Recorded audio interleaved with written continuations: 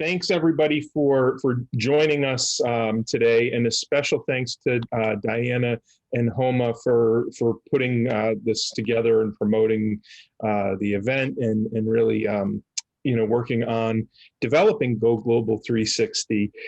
We I think are in a really interesting point in time right now, thinking a lot about how we can bring the world to our respective campuses and bring our campuses to the world. And one of the ways that has really been technology enabled is through immersive video, through creating virtual environments, through capturing those kinds of experiences and perspectives.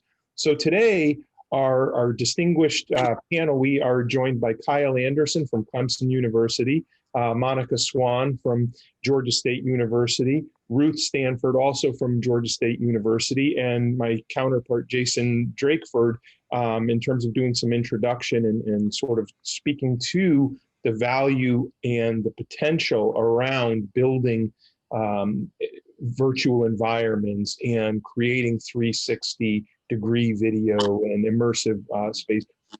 It has so much potential for our teaching, for creating those experiences for students, but also to really capitalize on what it offers in terms of research and what kinds of things we have afforded to us when we're able to bring back and recreate or walk into and be immersed in particular environments. So I wanted to see, Jason, if your technology bugs are worked out enough, if you'd like to jump in and just speak to this, and then we can turn it right over to Kyle afterwards. Thanks, Tony. Can you hear me okay? I'm Yep. Actually on my phone. My computer's not working okay. Yeah, I would just like as a professor of practice at GSU and working with Tony as well, it's a real honor to be here and talking to everyone. Like you said, the potential is huge. And I think for me personally, like being a professor of practice and being able to have a lot of these cross-disciplinary collaborations with other professors has been a really eye-opening experience as well.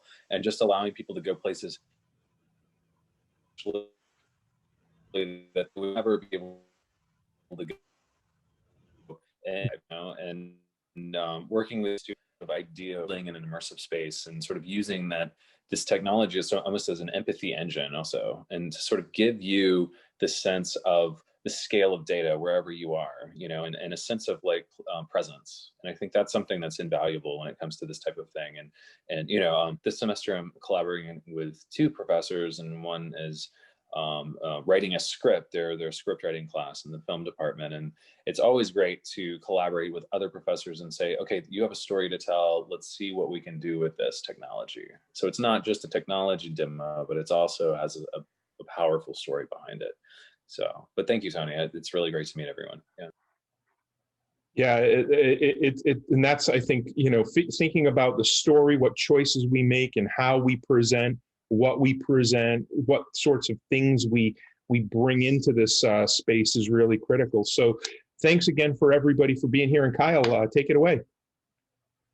Sure. So my name's Kyle Anderson, Senior Director of Global Engagement at Clemson University. And if I'm gonna leave you with any sort of impression or message, I'm gonna get into the details here in a second, but it's that you don't have to be a techie or a VR expert to get interested and involved. Like we just heard, it's a very interdisciplinary field, and there's a lot of tools out there that can help you do those 3D videos or 360 videos, and in my case, some virtual reality to build those environments. I came to it with just interests for global learning and global engagement at a time when all of us are grounded, right? All our planes are grounded. And I ran across some studies coming out of Stanford that were showing that VR environments, when done well, tend to be even more effective than 2D environments. So it got me thinking, all right, we're all 2D right now, we're all online.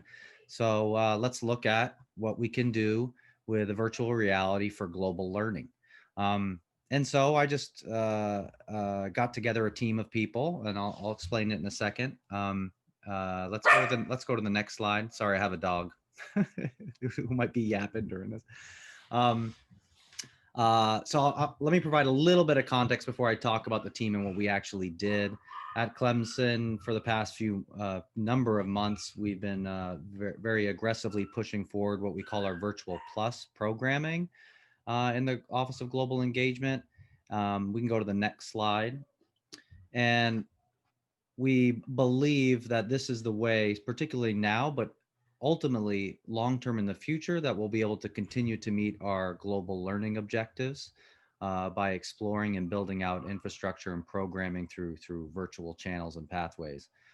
So that's going to help putting our students together for intercultural conversations and communication, delivery of cultural knowledge, and all of that. And you can sort of see a number of bullet points here. I won't bore you reading through them. Let's go to the next slide. And the 5 buckets or the 5 general programs we're thinking about, and I'll show you where the VR sort of is matching up with which one right now. But we have International Virtual Exchange, or COIL, the kind of collaborations that happen within courses that already exist between you and international partners and students. We have virtual study abroad programs, full programs that we're doing right now and we'll continue to do in spring in the future. Virtual international internships, virtual undergraduate research teams. We call that creative inquiry here, or global UGR, and then global classrooms. Now, VR for us grew out of the virtual undergraduate research teams.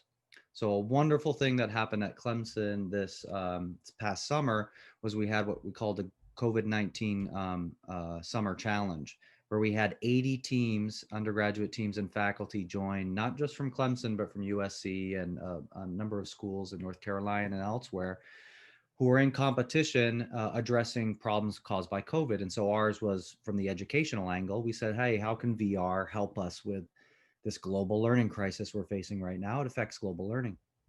And they said, well, they did a bunch of research. We had some reports. I'll drop one in here in a second for you all. I think it'll be very helpful if you're curious about VR and global learning. And we found that, well, technology's there. It's cheap. And studies are showing that it's really, really good and can be effective when students are trying to get to know each other and learn cultural sensitivity and sensibility. And so we said, okay, let's go for it. We can go to the next slide. And so the first thing we did was, so we have a team of 4 students, you'll see in a second, and our local VR expert, he works in engineering and for the Sunoco Institute. He's very much the practitioner here. And we built out some environments and buildings of cultural significance that we would use in a program, in a virtual study abroad program that we're currently running now. And so this is in Argentina, Cordoba, Argentina. And so we built a library to begin with, a famous library in Buenos Aires. And then recently we built out just the beginning, the first stage, I would say the mock-up stage, and I'll put a video in here for y'all to look at later, of the Plaza San Martin in Cordoba, Argentina, where our Spanish peers and our American peers get together and have cultural conversations about the city, about the plaza, about the buildings in Spanish and English, working on all sorts of what we call environment or course objectives and language objectives and things like that. Let's go to the next slide. Yeah, we call ourselves VR Mundi anyway, but it's, I'll read this. Our organization leverages a global network of educational, architectural, and cultural experts to design interactive VR environments within which students and faculty engage in virtual experiential learning and interact with international peers. For the technical people there, we utilize software engines and platforms common to gaming, architecture, and VR chat to craft spaces in which both specific course content is delivered in an entertaining format and intercultural communication competence are enhanced. Okay, so. And then this next slide is the people that are involved right now. Let's go to the next slide. All right, so again, it grew out of this summer program. We actually, the reason why we're continuing to do it is because it was received really well. We got 3rd place in this field of 80 the two above us were medical teams that were coming up with some really good solutions to COVID. And we've continued to do other similar things. Now I'm going to drop a link in here. It's 2 minutes where you can see what our students did initially. And just watch that video. We're going to watch it separate because we know watching videos on this platform doesn't always work. So go ahead and watch it on your own, and then we'll come back. I'll say a couple of more things, and then I'll end my presentation. We can open it up to questions, okay? Let me drop a couple of links in here for you. All right, so the first link I'm dropping in is the actual video. And the second one is that report on VR and global learning I told you about that came out of our office. I think some of you will find that useful. So feel free to just step away and watch the video for now. And then we'll come back in just 2 minutes at 3:43.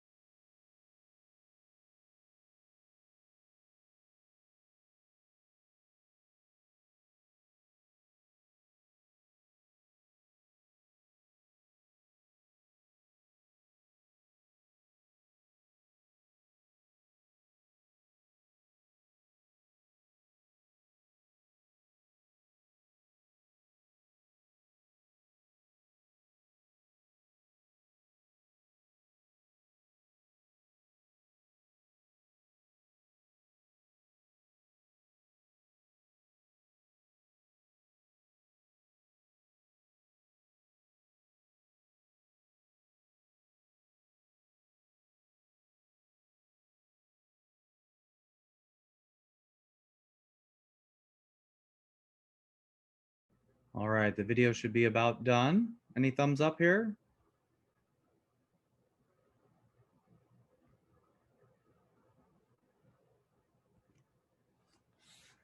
All right, we'll come back. It'll probably just about right. I dropped one more link in here. Let's go to the next slide, Diana. This last link, please view on, yeah, go one more. This last link, please view on your own time. This is an actual 4 to 5 minute video of us in the space with our Argentinian students and our Clemson students in that space of the Plaza San Martin in its first stage of development. The detail and all the facades will be added in spring semester. But what the development that I wanted to share with you that's got us to this next video, we don't have time to watch it, but again, please do on your own, is that we've taken this undergraduate research team that has created this space for our virtual study abroad and made it a global team. So we're now working with 4 students and 2 administrators in Argentina with our partner at the Universidad Blas Pascal. And we've made this sort of an international collaborative research project. And so we're getting that co-creational, sort of the mutual buy-in to this product. So we're not just representing from South Carolina, you know, Plaza San Martin as we see it, but our partners in Argentina are saying, these are the things that are important to us. These are the things we think you should know.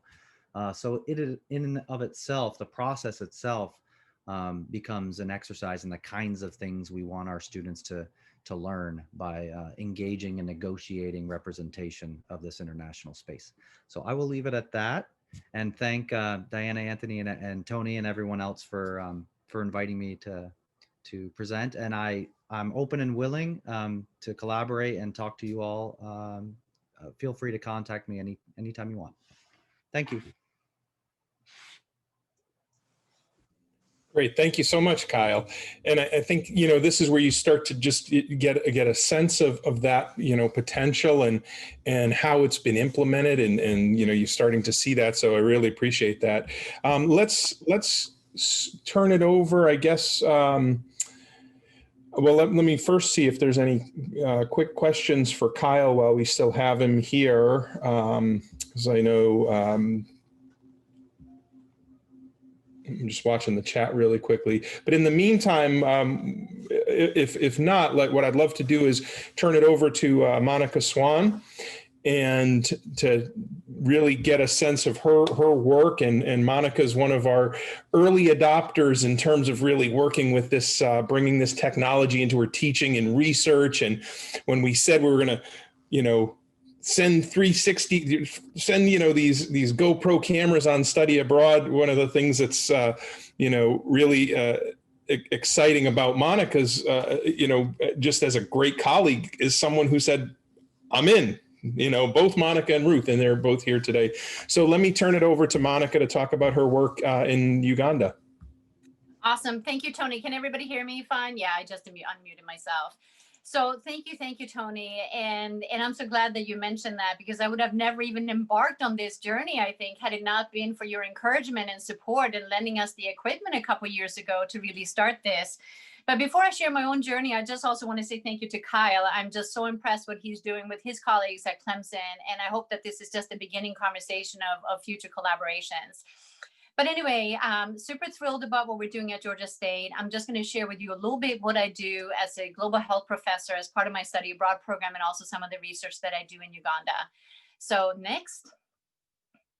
So to get a little bit of context, again, I'm a total newbie. I wouldn't say that I understand a lot about the back end of all of this in terms of the techie stuff. But I think, as been mentioned before, the opportunity here is that one can join and be part of the interdisciplinary teams to do this work and kind of augment what's already going on.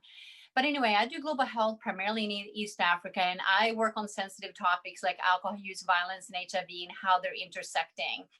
And long story short, alcohol marketing is obviously a key driver of alcohol use. We don't see as much of it as here in the US because we have lots of regulations and policies, but in many other parts of the world, like Uganda, such regulation doesn't exist. So I've really tried to understand how we can use VR and GoPro, and I'll tell you a little bit more about this in a second, to understand the context of this alcohol marketing environment. So what I'm going to share with you just over the next couple minutes is the event we did last year in the CMIIK, which I think was really fabulous. I'm going to talk a little bit about the projects that you study abroad in Uganda to kind of illustrate this as just a small case study, and that we do for alcohol marketing. And then just kind of jog your thoughts, if you will, for ideas for how we can embed this in like a global health class going forward. All right, next. So what we did for the International Education Week last year was really amazing. If you've not had a chance to visit the CMI cave, really encourage you to do that. It's just this amazing room with screens all around where you can really embed yourself in this, not virtual, but like this footage kind of environment, right? So we had students come in the cave, and we had the footage or the GoPro, the 360 from Uganda. So what the work that I do in the slums in Uganda, and again, the whole idea of the alcohol marketing, is such a different environment. It is really difficult to communicate what that environment looks like. I mean, sure, we can do pictures, but to immerse the students in that environment, meaning that they could walk around within the cave and really look around and see what it would be like to be immersed in that environment. But in addition to showcasing what the urban environment looked like, we also had the headsets, so the Oculus headsets. And so the students had some additional opportunities to look at other footage, if you will, or other experiences, safari and some other urban environments. So it's a really cool thing to do. All right, next. And the activity that we had them do in the cave was really just fill out this simple sheet, if you will. So they were augmenting their experience, walking around in there, answering some questions about, urban environment, what they see. Would this environment look similar or different in, say, Atlanta, if you've been in just, areas with high disparities? So the cave and this kind of immersive experience really allowed the students to look around and to see the hustle and bustle, if you will, of a urban city that is, developing with much less regulations and different kind of traffic, different kind of everything. The point here, I think, in terms of learning objective is that an environment like that is so different from anything that you would ever see in the US. It's very hard to communicate in words or even with just basic pictures. So it allows people, I think, to understand what it's like in a whole different way.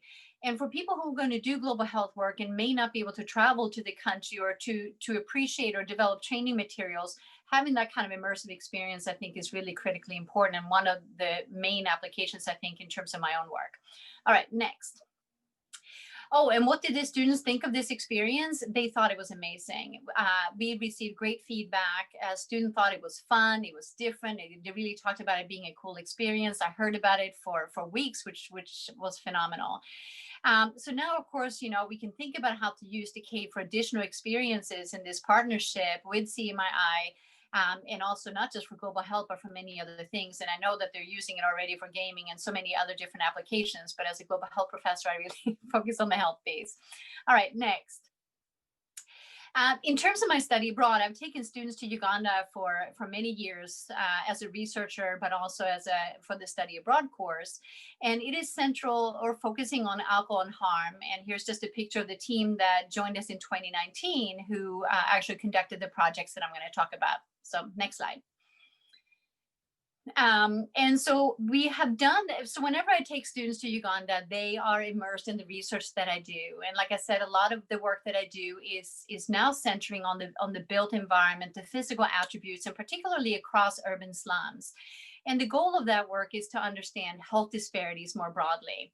So what I had the students do was collecting data across different slums, and they used multimodal strategies, if you will, for data collection, everything from paper and pencil checklists and using photographs.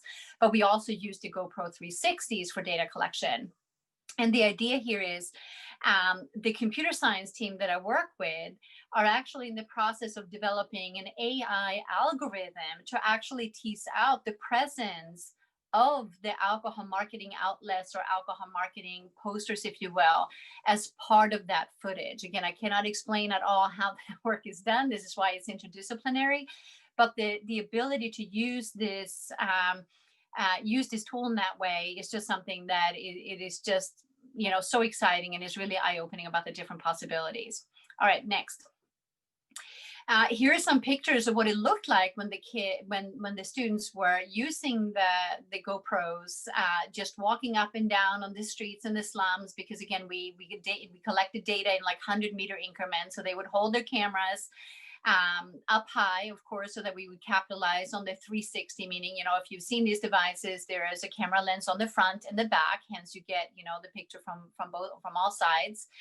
And they had to kind of convene and talk about their checklists and all of that. It was really exciting, and they were very excited by using that equipment. Next.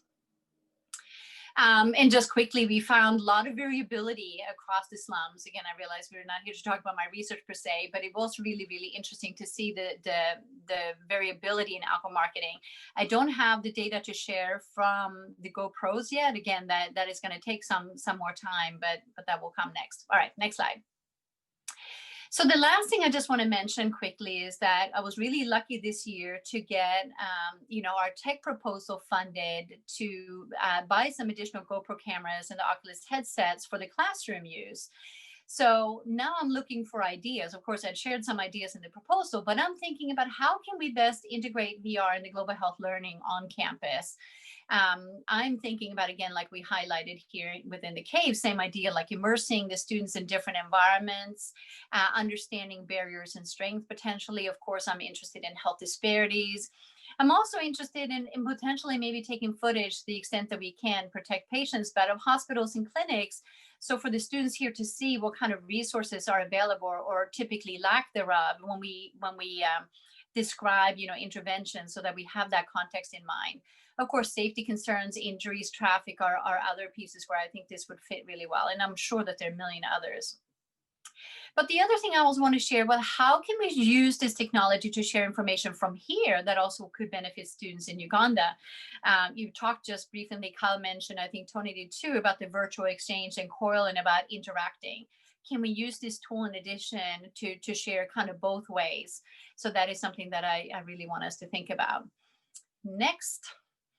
I think that was it. So again, just a quick overview of a few applications of this technology that I'm using myself. And like I said, this is a beginning. I'm considering myself a newbie. But like I said, eye-opening and opportunities, I think are the key word here, possibilities for what's going to come next. So thank you for organizing this, and looking forward to continued conversations. Thank you, Monica. And it's really, I mean, it's so exciting to see, you know, the progress and in the actual, you know, utilization. And I think what Monica brings up there, and, you know, when we talked about virtual exchange, as Kyle did as well, one of the things that's really an exciting opportunity is as the cost of equipment, you know, continues to go down, and as, for instance, headsets, you know, become standalone and they're not tethered to expensive computing systems, or even as you can create, you know, video that can be on a phone, which more people have mobile devices, and use sort of cardboard to create that sort of sense of space, it becomes that much more accessible. So it does add a potentially really important and powerful tool into how we represent, you know, and kind of have that co-presence with people, where, you know, it's not only sort of bringing environments, say, from Uganda back to Atlanta, but really capturing and working with people to say, here's what it's like in Atlanta, or using some of that technology to have more reciprocity. That's a great point. I'm so glad you know, brought that one back into the focus. Let's move our conversation to Ruth Stanford, who is joining us today from College of the Arts. And Ruth has some really exciting work that she has done and is continuing to build on. So take it away, Ruth.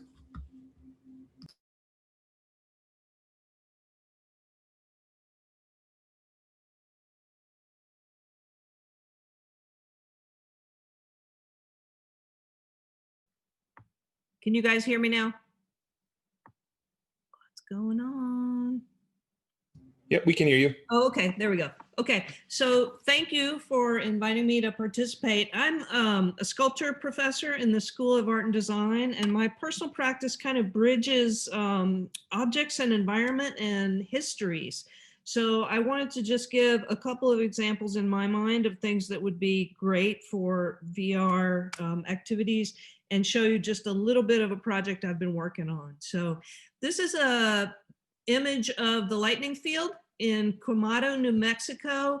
This is the image that you will always see when you hear about this piece. It's the one you see in art history textbooks. It's a land art, and those poles are all, they're steel poles, and they're laid out in a grid that's 1 mile by 1 kilometer. Very famous land art piece from the 70s. What access to visit this piece is pretty limited, and what most people see when they get there is this.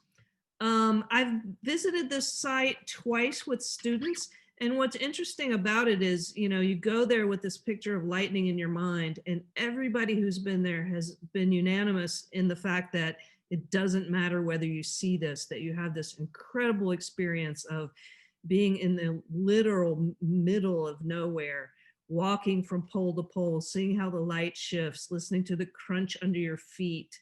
When you go to this place, you stay in a cabin overnight, and from that cabin at night, you cannot see a single artificial light. I just, you know, I can imagine how wonderful it would be to offer this location to students, you know, and here's from inside the cabin looking out. That occurs to me a great example. Another really good example, a lot of my work deals with memorials. This is the Memorial to the Murdered Jews of Europe in Berlin. This is like standing within the memorial. This memorial encompasses an enormous city block. One thing that you can't experience in photographs of this is its immensity. How as you enter the space, you enter this irregular terrain, and the sounds of the urban city kind of disappear. You can't see that it's right smack in the middle of the commercial and governmental area in Berlin. Here's what it looks like from down among the pillars. So some of these sites, you know, we get certain a feeling from them from images, but in reality, it can be very, very different. This is something I just wanted to throw in because it's a 2020 thing. There's this really awesome website called Window Swap, where you can look out someone else's window in the world. And as I was clicking through there one day, I saw this and I was like, wow, who knew that you could see the pyramids from someone's apartment window? So to jump a little bit to the work that I've been working on, it's in the African country of Namibia. Namibia was a German colony at the turn of the 1900s and it's also the site of the first death camps in the world. One of the 20th century's first genocides was in Namibia, perpetrated by the German colonialists against the Herero and Nama people. Very eerie echoes to the Holocaust later in the century.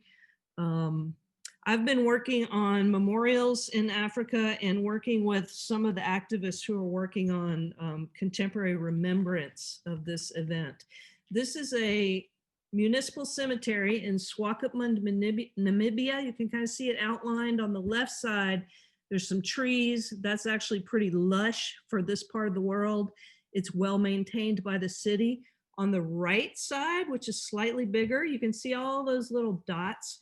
Those are all unmarked graves from genocide victims from the turn of the century. Those are not maintained by the city. They are maintained, here's a view from the ground with the memorial that's actually since changed its text. You can see the little lumps in the background. These are all maintained by volunteers. And last December, I had the opportunity to go to Namibia and assist with the maintenance of the graves. Over time, those mounds will go away if they don't maintain them. So I spent a morning out there, planted a 360 camera in the cemetery as we went about mounding the graves. So in a full day's work, we managed to do about a quarter of it because there's a lot of them. Every now and then you run across something under the soil. Those are old markers, not really coffins though. I do have a video. Let's see. I don't think it's gonna go. Nope. Let's see, one more. Yeah, sorry. Oh, here it is. Can you guys see that?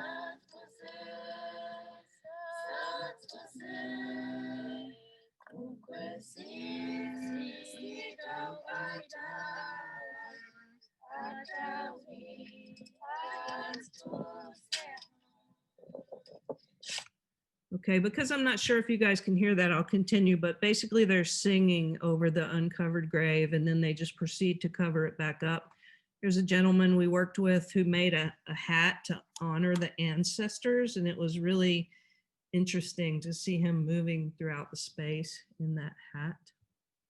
And here's the crew that did the grave maintenance. So I have footage that, not being a techie myself, has still not made it into the editing stage, that was recorded throughout that day of grave maintenance and throughout the cemetery as a whole. So you can really see the difference between the two halves.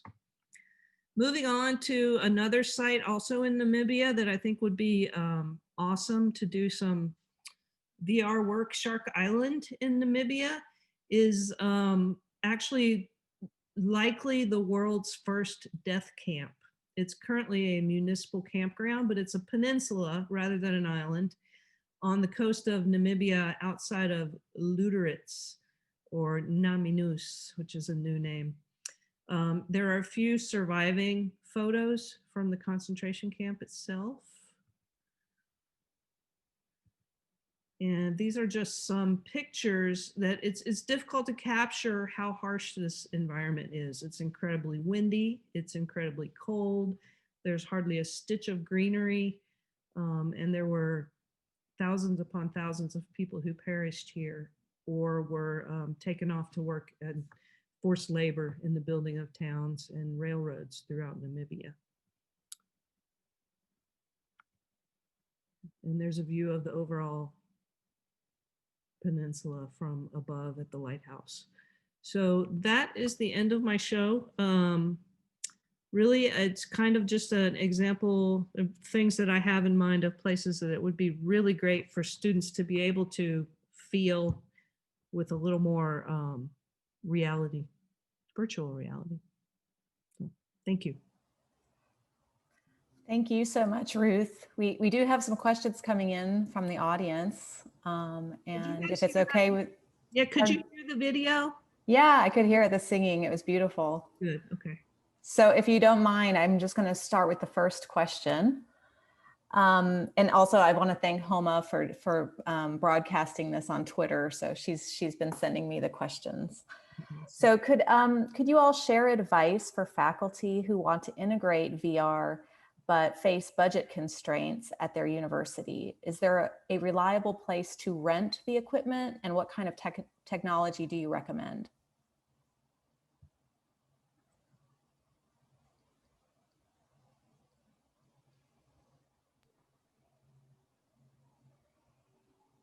Maybe Jason, I see you popping in there. Did you want to answer that one? Sure. Can you see me? Yeah. Still, my computer still is not working, so I'm on my phone, but hopefully you can hear me okay.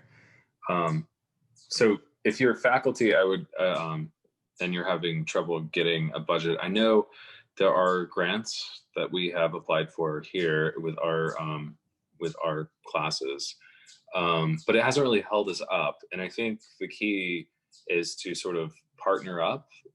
If you do have a film program or a VR or AR immersive media experiences sort of wing, I would contact that professor, and that's sort of how our collaborations have gone with the collaborations that I have been a part of, which is like I love collaborating with other professors, and using an acting class with the virtual reality class is a really great combination. So I think more collaborative work is definitely something that you could look into.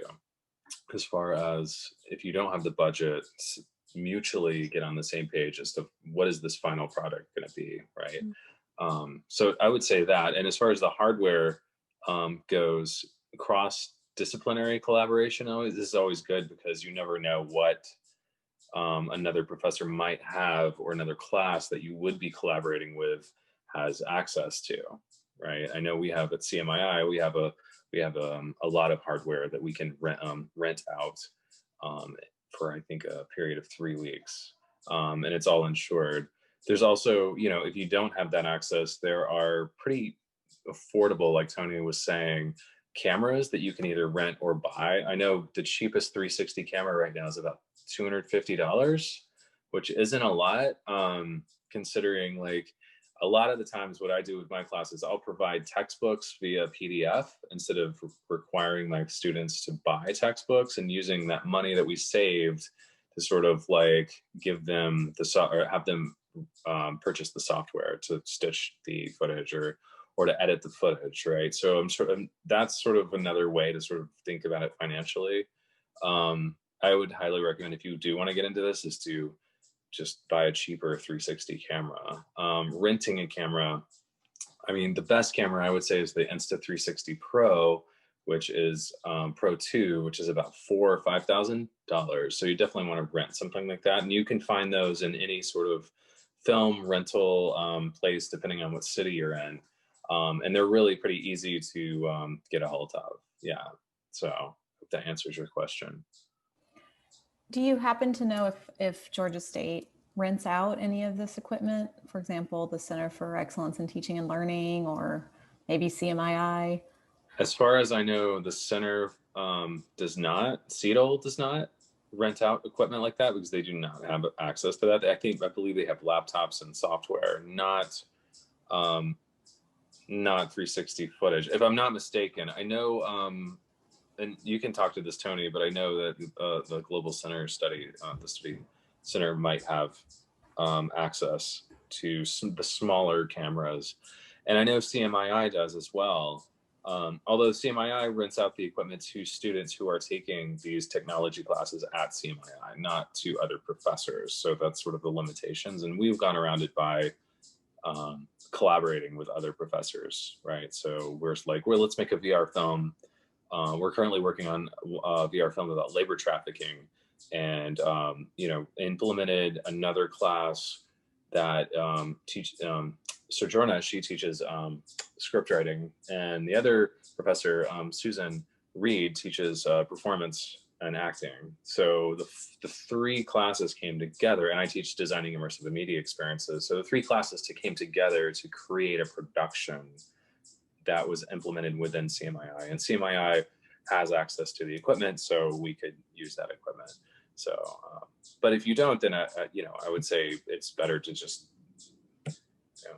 bite the bullet, maybe just buy a very cheap 360 camera, which are just to get started in that process.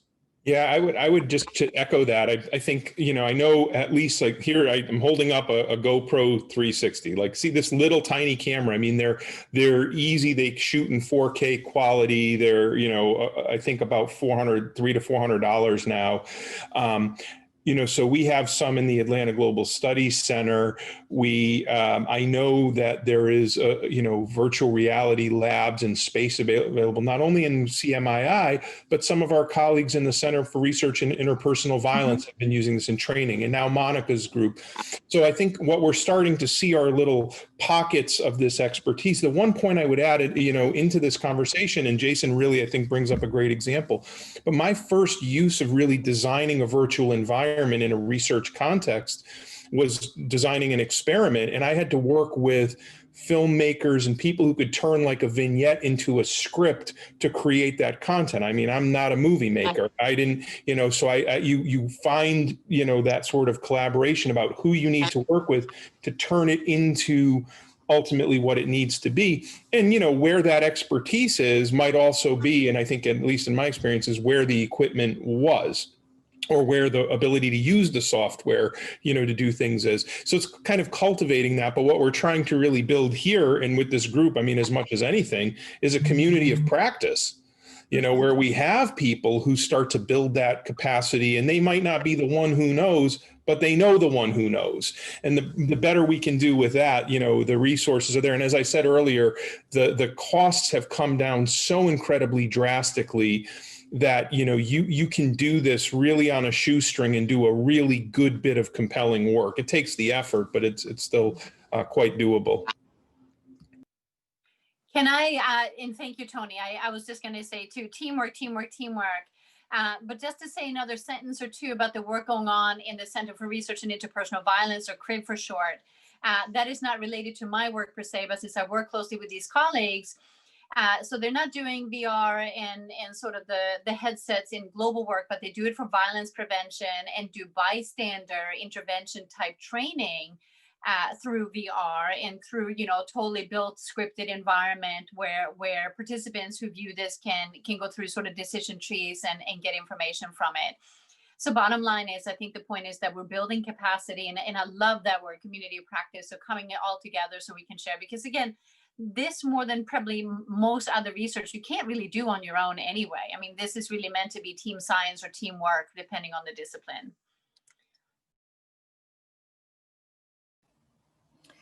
Thank you, Monica. And actually for you and Ruth, I do have another question coming in about how to respectfully engage communities in developing countries when you come in there and you're using your VR equipment and your GoPro cameras. Did you face any challenges in that regard? All right, go ahead, Ruth. Oh, I was just going to say, I had an existing relationship from a previous visit with some of the activists. So they invited me and were thrilled to have people documenting, because one of the things is just trying to maintain knowledge and awareness of what's going on there. So in that sense, they welcomed it. Yeah, no, I think your work is beautiful, Ruth, and thank you for sharing that. In my own work in East Africa and Uganda, again, I've been working in these urban environments, in these slums for some 10 years. But when we do a project like this with data collection and we bring in equipment, what we immediately do before we start any data collection is that we go and talk to the community leaders. We usually present a letter and we go and we talk to them what the project is about, what it is for. And in this case, I mean, it was very easy to get the buy-in because we were not recruiting, we were not filming people, we were filming the urban environment, if you will, and alcohol marketing, primarily the built environment, alcohol outlets, and you know, things like that. And so they were very excited about this as they're trying to figure out how to talk to policymakers and come up with a different system. So like I said, it's years of experience, it's working with local partners, and it's engaging the sometimes semi-unofficial community leaders that have sort of informal jurisdiction, at least in the slums where I work. But I think it's a really important question. You cannot just come with the equipment and burst into communities. I don't think that would be the right approach. So it requires some legwork ahead of time. That's really important. So great question.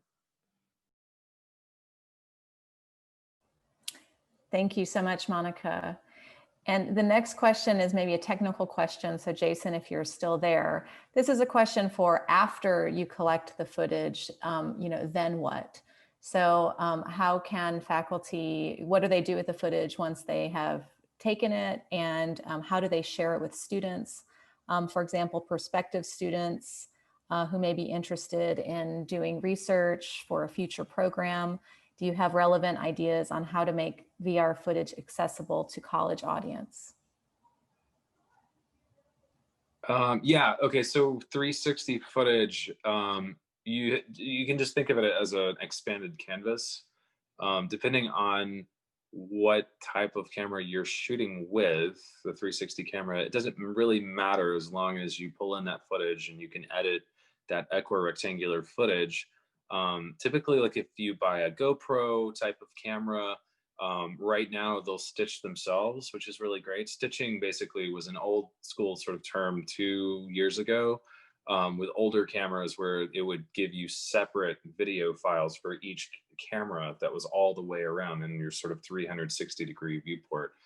Right now, a lot of the cameras, including the Insta Pro and the GoPros, they stitch themselves. So it's pretty easy to load in that footage. And even a lot of them will sync to your phone, so you can review the footage and output that that video. You can even also on the GoPro app as well, you can actually edit your 360 footage together in a cohesive piece. So that's also available, and it is also supported by Final Cut or Premiere Pro as well, or Avid, depending on if you are an editor. You can pull those and edit the video, which I would recommend doing. As far as publishing and distributing the content, the two biggest platforms for video, which is YouTube and Vimeo, they both support 360 video, or any kind of immersive video. So I would recommend, if you are uploading it, at least upload it at 4K, because if you think of it, it needs to be at least 4K resolution, because if you're looking at a 360-degree view, if you're looking at one sort of spot in that 4K footage, that's going to be HD basically, right? Because you are splitting yourself into quadrants. And there is a little checkbox on YouTube and Vimeo that says this video is immersive when you go to upload as well.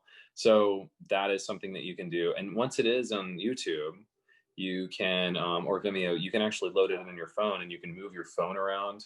Instead of having a headset on, you can actually just move your phone around, and spatially your phone knows where you are in your sort of area, and you can look around the video basically without even having a headset on. So it does work without the headset if you want to use it that way as well. And it's pretty easy to distribute it that way as well, as far as giving it to students. They can, and if you open it up on your desktop, you can click and drag around the video and look around to explore different areas.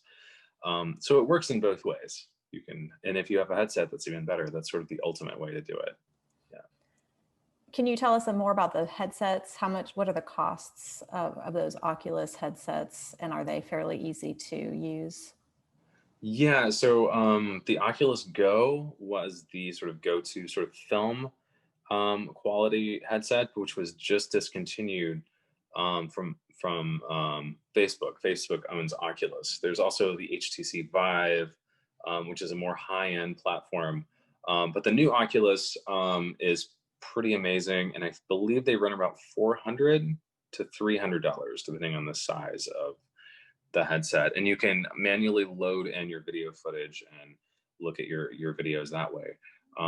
So there's another way you could do it, which is through augmented reality. Spark AR is a augmented reality platform that you could have your students look into. I'm currently teaching it in my class, and it's a really easy way to sort of load in a 360-degree video and use it as a filter for Instagram or Facebook camera filters, right? So that's another sort of like off the beaten path way to do it as well. Yeah. Can I ask you, Jason, I think when we talked last, you had this beautiful definition or clarifying what's the difference between virtual and augmented reality. Some people may find that helpful. I thought it was beautiful. So if you don't mind sharing, I think it'd be great. I think, let me see if I can recall what I said. So virtual reality is more or less putting yourself inside of an environment. And it is sort of that, like I was saying, that sort of way of empathizing with someone, or like feeling like you are there, getting the sense of space. Wherever you look, your vision is obscured by whatever the filmmaker wants you to see. Okay. So that's virtual reality. That's when you put the headset on and you're immersed inside of an environment and it's around you. Augmented reality, like AR for short, that is augmenting reality into your space. So a good example is, like instead of placing me inside of the environment in Uganda, which would be virtual reality, augmented reality would basically be, you would hold your phone up, or you would have a HoloLens, which not many people have. But you would be able to look around, and on your desk, a character would pop in, or a fragment of a mask, or something that sort of tells a story through sort of artifacts or like caricatures, right? And you would still see your environment around you. It's the same technology if you look at the inward-facing camera on your phone that a lot of my students at least, use for face filters, right? So it instantly tracks in real time your face, and it augments something on your face, right? So think of that, but with your camera being outward facing. So you have objects around you, or the wallpaper in your house changes into, an art-directed Ugandan, like there's all kinds of things you can do. People augment their clothes, it's like, and it's a different way of telling a story as well. So thinking of the technology and then cross-reversing it into like, how do you tell that story in a different way? And they worked really well together as well. Yeah, that level of interactivity and agency that the virtual, being in the environment adds. So you're not just sort of a passive observer to something, but you can actually be in and explore the space. Last night, just in my grad class, in our communication in a global context class, we were, looking at, precisely those kinds of variations in terms of, as Jason points out, how they relate to building empathy. And so one of the earlier, 360 films, Clouds Over Sidra, really brings you in to be in the shoes, in the perspective of a girl who's in a refugee camp, and sort of seeing life through her space and being able to kind of be in that environment. And even that's a little different than if it were a true virtual environment, because you are the sort of actor and you could walk around the space. So like, for example, where Ruth was talking about with some of the memorial sites, and depending on how you capture that, how you might be able to move about the space. And this is where, not to get into the sort of technical details, but depending on how you build the environment, you can work, with it in such ways that, as you reach for or gesture or touch something, that information or some other secondary, elements or information or experience is triggered with that. So it really does open a lot of possibilities in terms of how you can really augment and build on, this space that you create.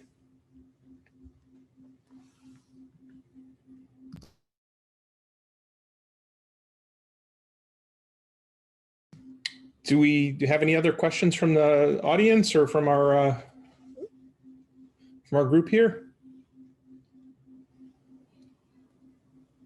I don't have any more questions coming in from Twitter. So Anybody here would please feel free to unmute your mic, or if you'd like to type a question in the chat box, we'll make sure to answer your questions.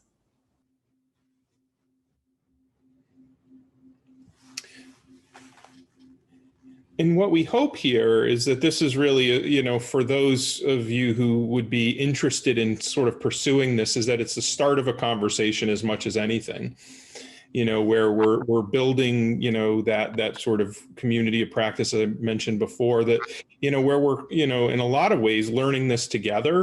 There's some with, you know, some of us who have varying degrees of expertise, but seeing the potential in the application, if you see yourself in that and how it fits into your classes or your research, or just to you know, kind of get that going, you know, please do reach out to us, and we can, you know, continue that. I think certainly it's something in the Atlanta Global Studies Center we'd like to continue to build out and to support.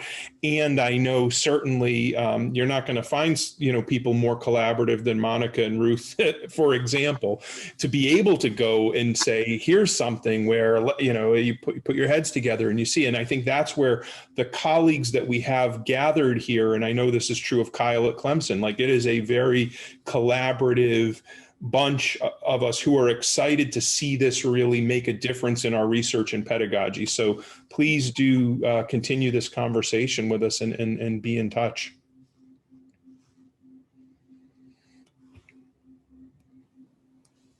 And I'll be sharing the list of resources and this presentation with everyone who registered. So look, just check your email and you'll get all of that in your inbox.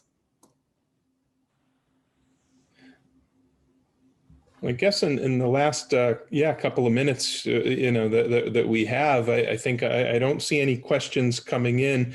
I don't know how to take that, right? Is it, you know, that we've answered everything, or there's too much?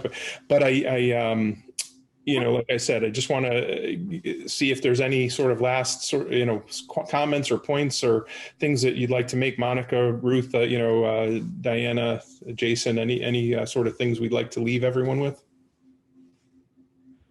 I have a quick question. Yes. So it doesn't really pertain to some of the examples that were given today, but in like a research sense, and maybe this will be something to think about in the future, but how exactly could you like mitigate the issues of like biases that could arise with the ability to edit out what you want to show, exclude what you don't want to show in certain instances? It's a great question. I think, you know, from a research perspective, if you were really gathering and collecting the data to do research on, you would have a purposeful sampling. So you'd kind of have that figured out ahead of time. What are you going to capture? And then how are you going to code and analyze the visual environment? So it wouldn't really like lend itself to a selective editing in that sense. So like from a research perspective, it would be different than if you were really sort of trying to plan and capture a shoot, you know, an environment as if you were making a film. You would be, you know, sort of determining what you were going to collect, when and how, and then how you're going to analyze it. But let me, I know, Monica, what do you think on this?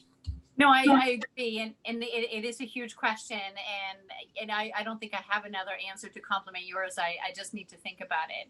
But if you do mind, if I can pivot to a different direction, I didn't tell you this, but I'm very excited. I have several of my students in my global health class join us on this, and they have been tasked, well, it's an optional exercise, to write a blog actually about how to use VR for, you know, global health education and research, since that's the topic of their class.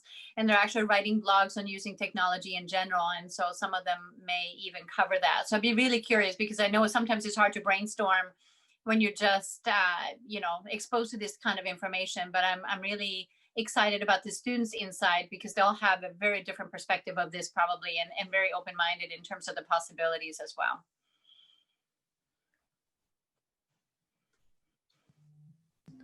It's a great question, Kaylee. Thank you.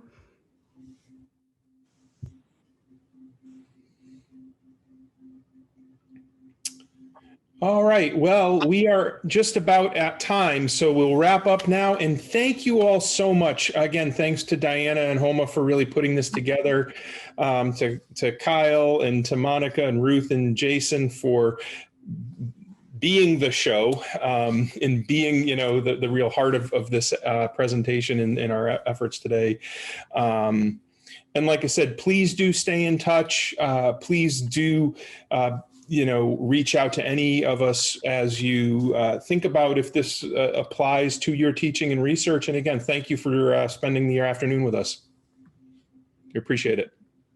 Thank you.